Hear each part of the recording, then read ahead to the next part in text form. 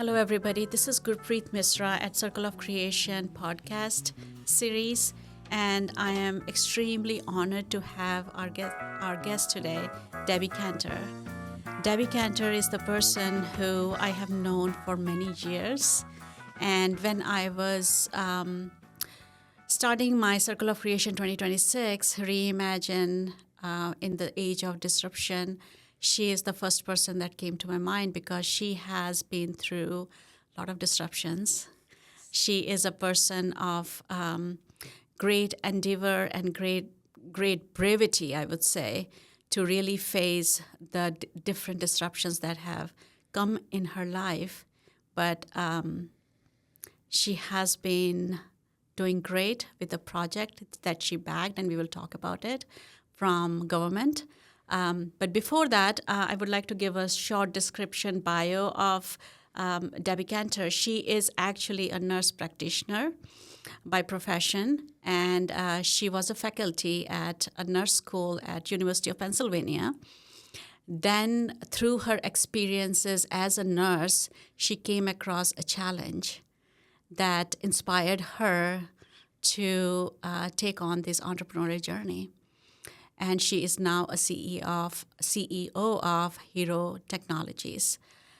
Medical Technologies. So, Debbie, welcome to Circle of Creation Thank podcast you so series.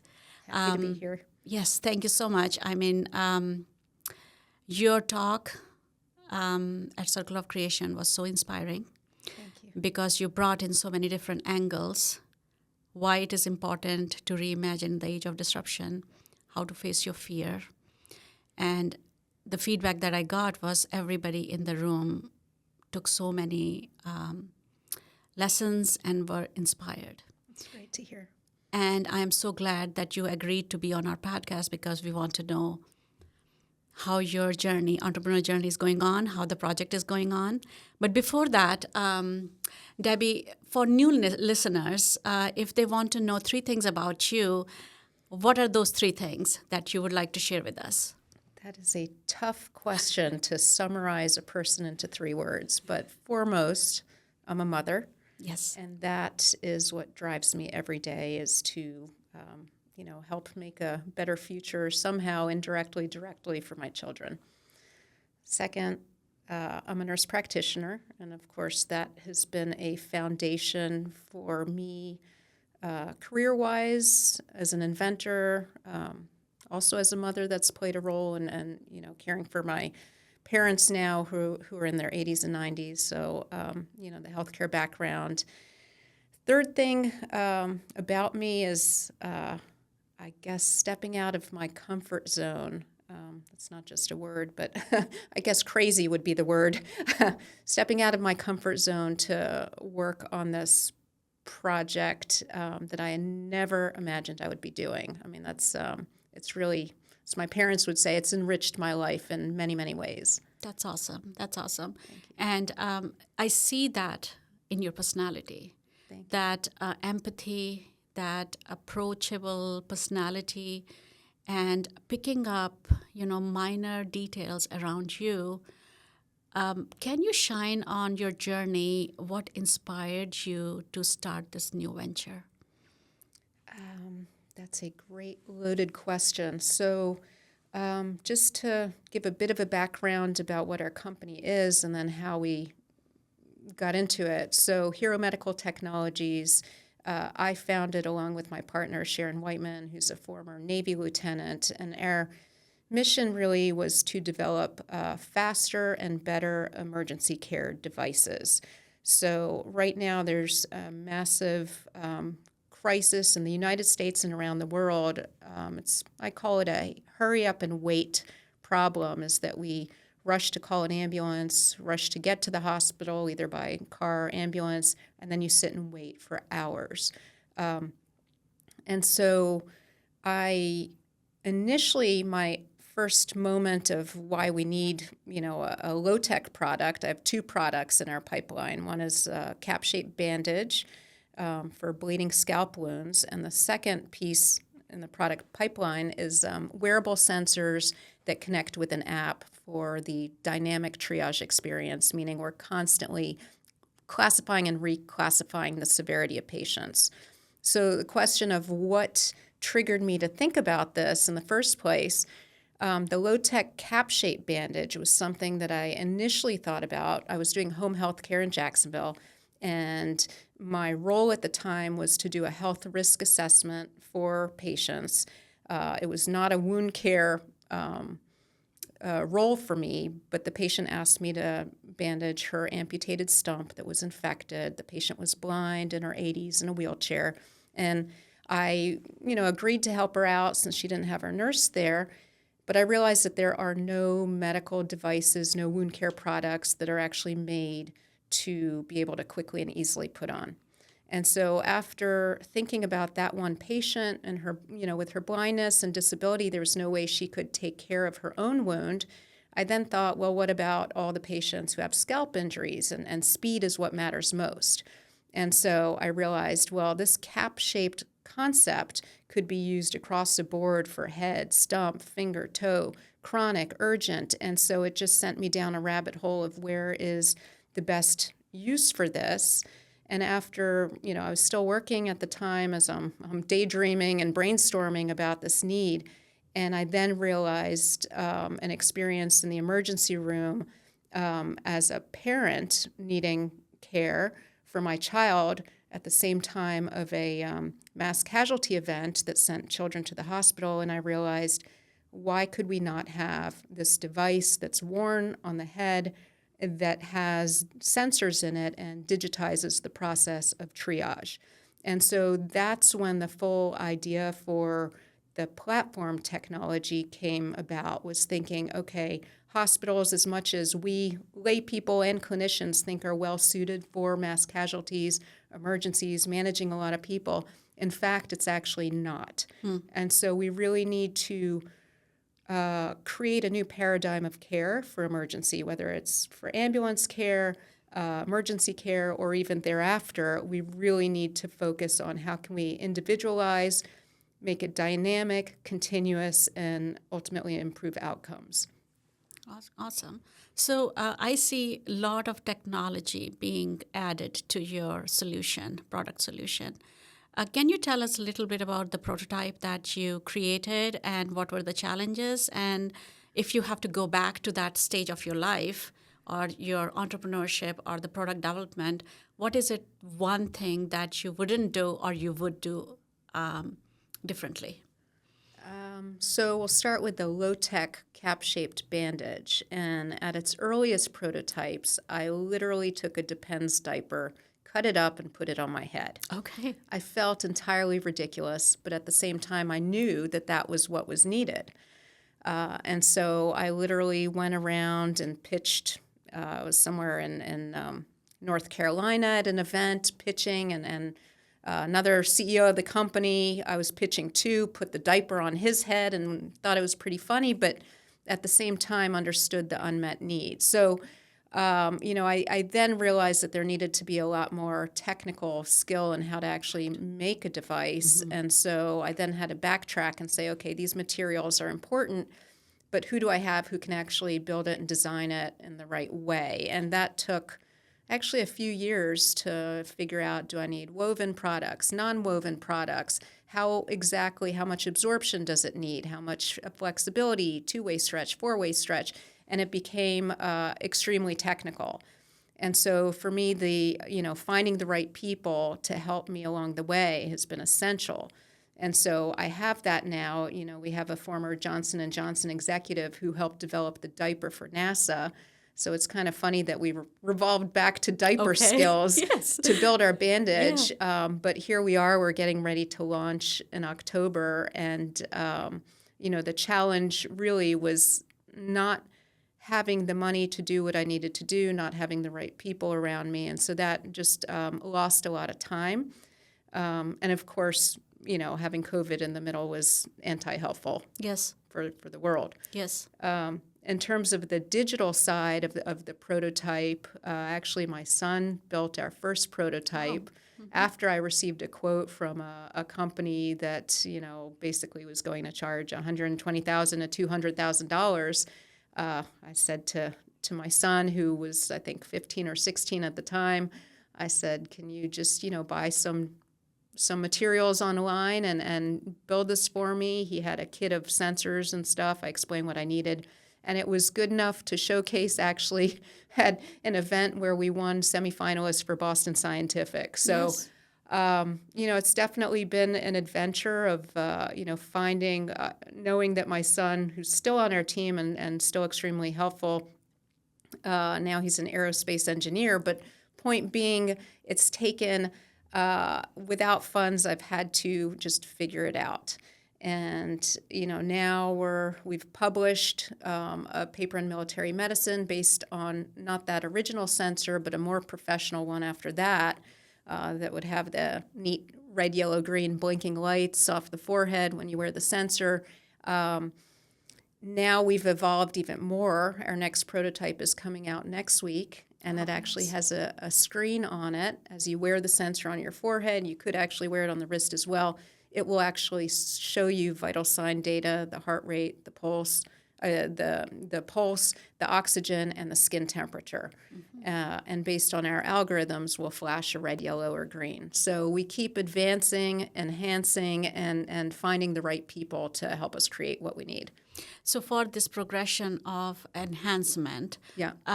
Is the funding, which is the biggest puzzle for Right. any woman entrepreneur, Right. or any founder. You have pitched at various events, various VCs, and then Department of Defense happened. Right. How was your experience presenting your idea to private sector versus public? I mean, the presentation, the approach, is that different, or you found it was very similar?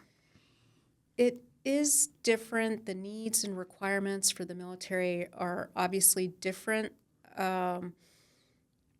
In terms of having the comfort level to speak and explain your story, that's pretty much the same.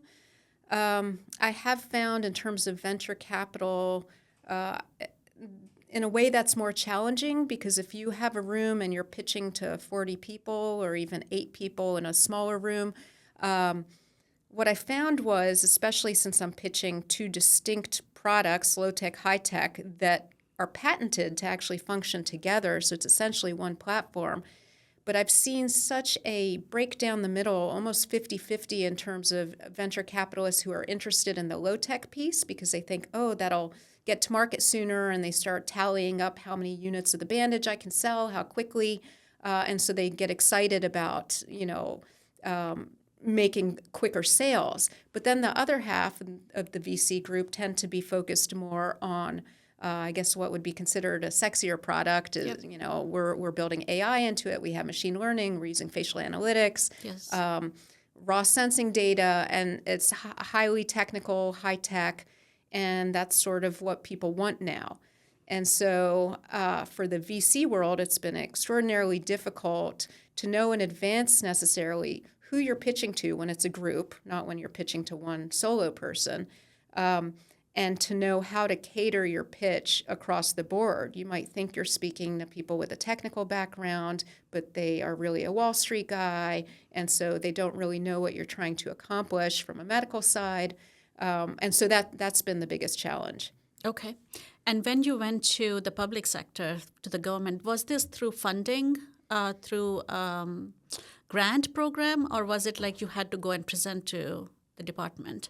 So typically with the government, they have solicitations like submitting an academic grant to the National Institute of Health, NIH.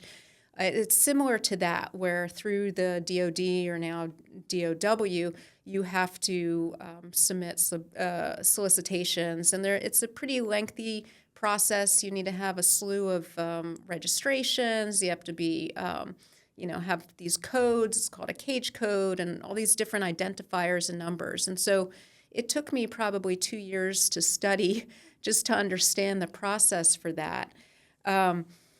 But to help me through that, what was most helpful from the government side, there's a consortium called MTech, Military Technology Enterprise Consortium, and they basically help startups and large companies to do business with the government. And in doing that, they don't directly help matchmake, but there's certain solicitations that are only available through their consortium, meaning if they only have 900 members, it's not open to the entire world. Right. So you might have a better shot at it. Yes. And so I started submitting projects through them, also separately, just through the military applications, and it might be through Space Force, NASA, Marines, Special Ops. And so there's so many different divisions within the military who are trying to accomplish the same thing, but they all have different systems of applications. And so, that's been very, very challenging, is to navigate where to direct my efforts, where I should apply, who should be my collaborating partners. And so this MTech consortium has been very helpful for that. Okay. So it's MTEC? Yes. I'm sure. Okay. That's very helpful tip. If certain women who who are in the medical field and want to take up entrepreneurship, it's not just the private sector. Public sector is also open for them. Yes. That's correct, right? Yes. And you got this funding in what year? 2024. Okay. So we are 2 years into it? It was announced, let's see, I started it October 2025. Okay. So the application was a good 18 months before I received notice of it, October 2025. So there's a long cycle. Yeah. And you have to keep submitting to have hope to Yes. keep receiving. Yes. Yeah. So explain me that day when you got that letter from DOD that Yeah. you have been selected. It was around 4 o'clock on a Friday afternoon, and I was at the Apple store looking for, I don't know, new phone, something. And I open up my email, and I see you're being awarded $2,156,250, something like that. Yes. And I thought I was going to pass out. I was in disbelief. I've had, plenty of scam emails, et cetera. But to receive that, and I was with my co-founder partner, and I said, whoa, I just need to show you this. Yes. And we left the Apple store, and we sat down for some chips and salsa and a beer maybe, and, and had to just process what I was looking at. Yes. And it was shocking, because at the time when they first reviewed it, they said, we're interested in funding this project. We don't have the funds, and of course the sales the process takes so long anyhow. I just never thought it would become actually a viable project. Wow. Yeah. Wow. So self-doubt. Yes, Sometimes, absolutely. yeah, right? Absolutely. Right. Yeah. So getting the funding, the first stage, first the idea, Yes. first the experience that why this solution is not there. Right. Coming up with the solution and the addition of technology to make it from diaper to Yes. where it is with the census, right? So that's a journey. And then funding, then you got the funding. Right. Now, where are you? So after being notified, there's still a lot of steps you need to take in terms of really spelling out the exact budget of how you're going to spend it. And that's just a massive undertaking in itself. And, I'm a clinician, I'm a nurse practitioner. Yes. Spreadsheets are not necessarily my thing. So finding people around me to help support and help with some of those technical activities have been important. Again, this MTech, because they allocated the funding, their support team could be helpful, and still to this day is extremely helpful for that. And then, making sure that I basically followed the recipe of what I said I would do. So my statement of work said, what my milestones would be from, 1.1, 1.2 up to 3. Yeah. It's a 2-year project. And so every other month, essentially, I need to prove that we've met our milestones 100% before you get payment from the government. And so to support that, the government entity also meets with me on a monthly basis with my team. That's I awesome. have a retired colonel who's a physician who's one of my advisors, and so he's, of course, exceptionally helpful. Dallas Hack. I also have our medical director, Michael Blivus, he's an ER physician. And so since I didn't actually explain the project that we're doing, the goal of our project is the high-tech piece. It's not the Bandage piece, but it's really developing our sensor and app so that it can interface with the Air Force's field triage software, which will be used across the spectrum for all the military, Air Force, Marines, Navy, everyone. Yep. So they have software that connects to wearable sensors right now, but I pitched to them initially in the project proposal that we would leverage their dashboards but add logic to it using machine learning. So we're working on predicting low blood pressure based on vital signs that come in through our software and data that comes in through our facial analytics with a camera from a mobile app. So we're predicting which patients have high pain based on facial expression and back-end data science. And so it's Very interesting. Yeah, so it's been a really big project. We're collaborating with the Mayo Clinic on this project. So Dr. David Freeman is one of our collaborators. He's a neurocritical care neurologist with a wealth of expertise on TBI and stroke. That's traumatic brain injury. Yep. That was our initial focus for this technology, was how could we do rapid assessments in the absence of other technologies like CT scan. And so the idea is how can we aggregate data that's not just vital sign numerical data, but also facial and more personalized data. Package that in a unique but intuitive, smart way to give that to the medic or the soldier bystander who would be helping, their buddy in the field. So when this product will be ready to be launched? We are looking realistically 18 to 24 months because we have to get through the whole FDA process. Okay. That said, there are some, changes with the FDA for certain uses for performance athletes. You can use certain components depending on the claims. I noticed you're wearing a Whoop band. Yes. So that's been, they've been in talks for a long time with the FDA in terms of what types of blood pressure insights need approval or not. And so our goal really, as we build the device, and again, our new sensor prototype is coming out next week, our goal is to test it on performance athletes and military and in the hospital so that eventually it could be a cross-platform use for, to bridge the gap from consumer to healthcare emergency use. All right. Well, good luck for that. Thank you. Another massive endeavor. FDA will be another, big, what I'm trying to say here. Yeah, a beast, we'll say. A beast, yes. Yes. So, Debbie, I think, going back to your personality, I'm listening a lot of technology here, and I'm listening to a nurse here. And when you were getting trained, when you were in school, nursing school, Right. I don't think technology was, and correct me if I'm wrong, from that time of training to this time of training, you think the nursing schools have evolved a lot and bringing in a lot of technologies for the solution for medical issues that they are facing day to day, or you are one of the pioneers who is going to really connect this headgear, bandage, with the technology? Yeah, I taught at the nursing school at the University of Pennsylvania for 6 years. I was in the simulation lab. Really it was pretty basic instrumentation at the time. They did not have the simulated mannequins that they do even today in terms of for training student nurses.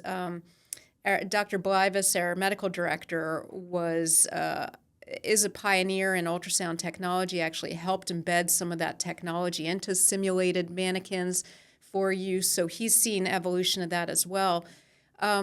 I know there's a lot of research out of nursing schools for use of higher technology, running studies on wearing Apple Watches, probably even Whoop bands and all the different ones using machine learning, et cetera.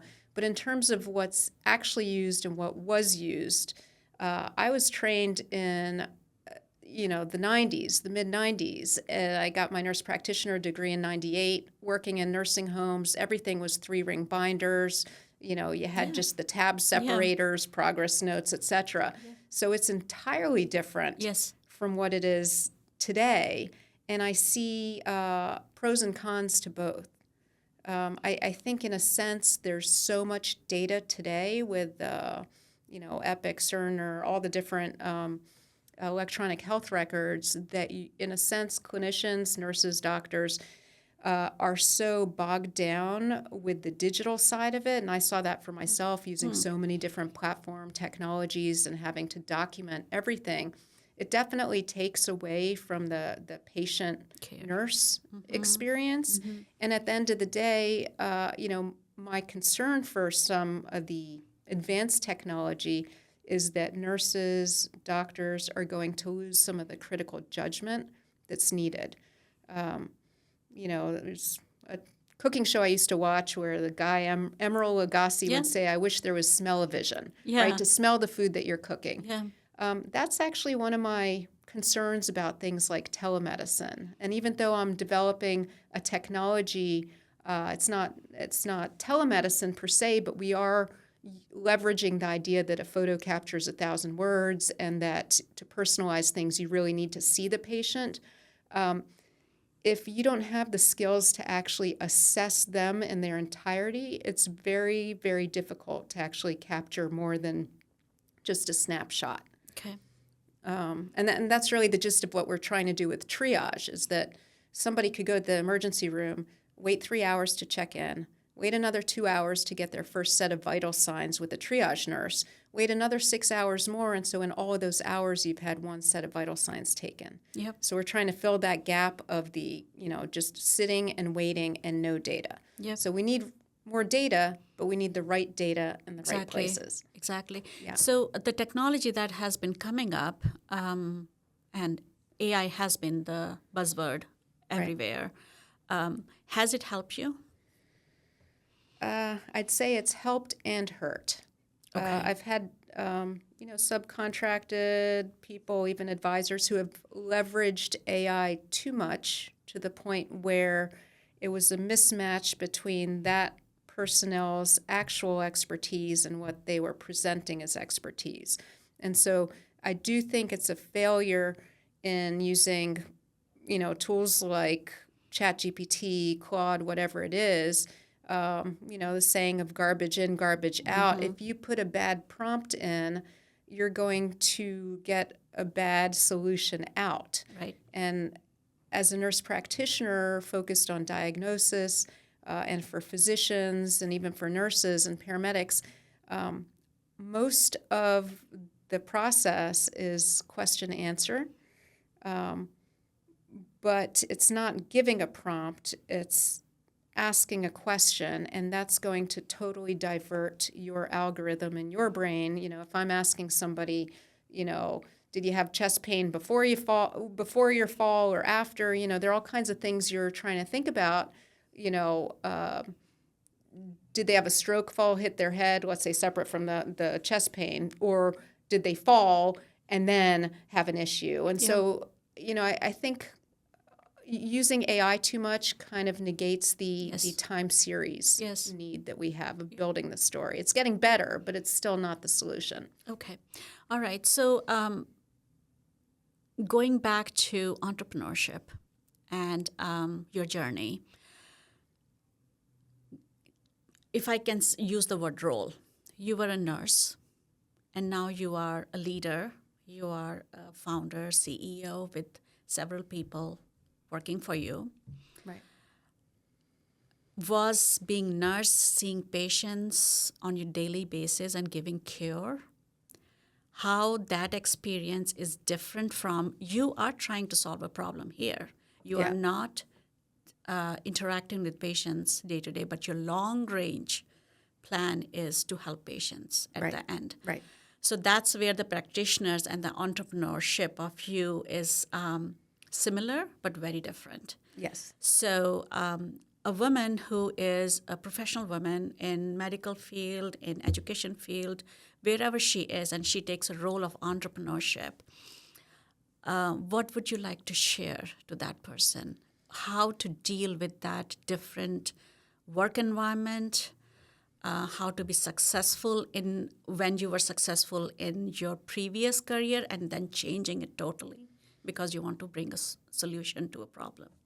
Yeah, I think that goes back to the personality. Some people have a much higher comfort level of having a job to do, ticking off the boxes, doing what they need to do, and it might be extremely academic and intellectual of a job, but they don't want to look outside of that. In a way, to be an entrepreneur, you have to be a dreamer. You have to think of things that have never been done before, even when people tell you it's ridiculous. Yeah. So I very much enjoyed the critical thinking of a nurse practitioner. I found it to be like a puzzle for each patient. I really wanted them to walk out of the room knowing that something had been solved for them.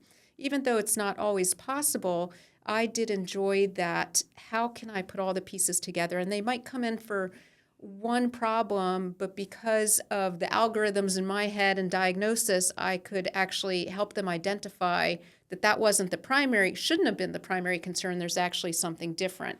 So I think it's the approach that I take, that I'm striving to make a process better, even though I'm not an exceptionally process-oriented person, which makes the actual execution of this company even more challenging because I do like being the inventor, the creative, dreamer.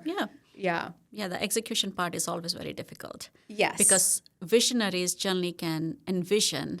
Yes. But the day-to-day operations is a totally different thing. Right. And you have to be ready to fail. And there's a saying, fail and fail fast. Yes. You have to be told, why do you think you can do this better than anybody else? You have to be laughed at. I mean, I really, I compare it to the wheelie bag with the luggage in the airport, right? The first person who probably strapped wheels onto a suitcase probably got laughed at. Why are you doing that? Can't you just carry it? Yeah. Now it's mainstream. You would never think of carrying your bag again. Why not have wheels on it? Yes.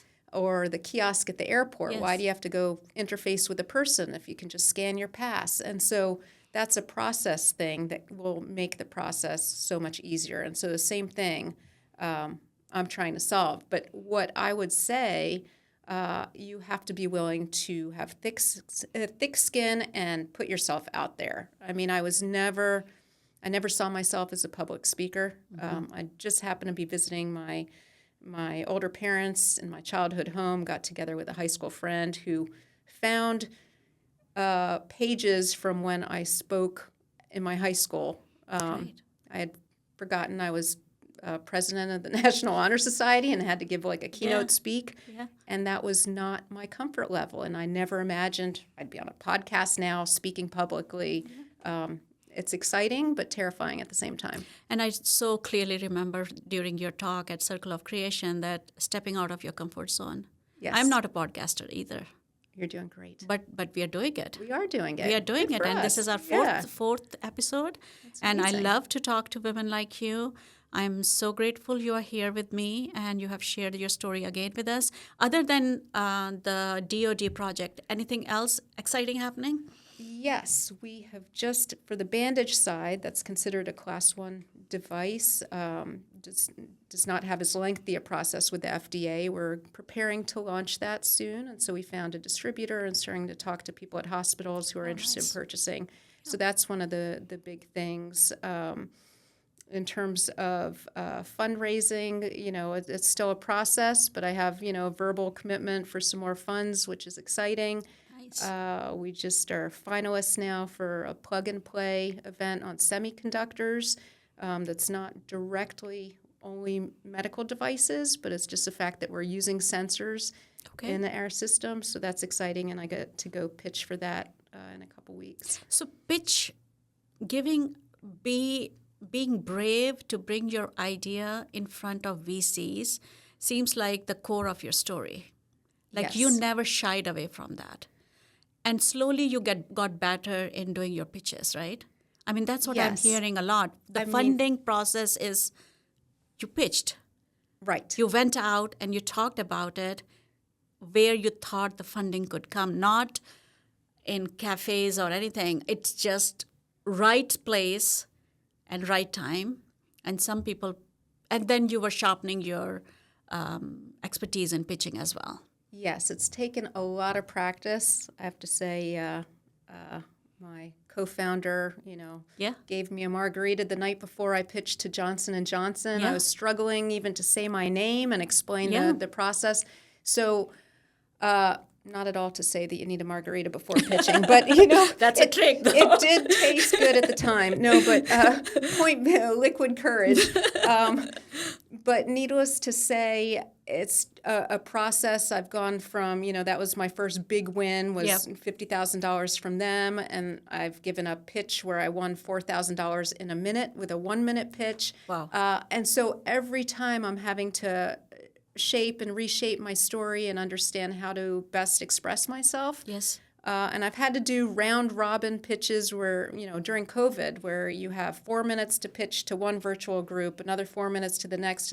And one of my advisors texted me once in between. He was on the pitches. He said, Debbie, that was one long run-on sentence. Yeah. So sometimes, I do that. sometimes it does not come out as well. Yeah. But point being, you have to just keep going one foot in front of the other. Without, I've invested quite a lot of personal money in this. My parents, my sister are investors.